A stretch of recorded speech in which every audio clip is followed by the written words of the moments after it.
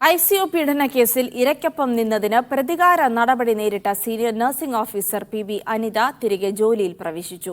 അതിജീവിതയ്ക്കൊപ്പമാണ് PB Anitha Kozhikode medical കോളേജിലെത്തിയത്. തിരികെ ജോലിയിൽ പ്രവേശിക്കുന്നതിൽ സന്തോഷമുണ്ടെന്നും അതേസമയം നിയമന ഉത്തരവ് വൈകിയതിൽ അതൃപ്തിയുണ്ടെന്നും PB അനിത പറഞ്ഞു. സർക്കാരിൻ്റെ ഈ നിലപാടോട് എനിക്ക് ബഹുമാനവും സന്തോഷമുണ്ട്. അതോടൊപ്പം തന്നെ എൻ്റെ റിവ്യൂ പോകുന്നതിൽ എനിക്ക് കുറച്ച് വിഷമമുണ്ട്. സർക്കാരിന്റെ പുനഃപരിശോധന ഹർജിയെ നിയമപരമായി നേരിടും.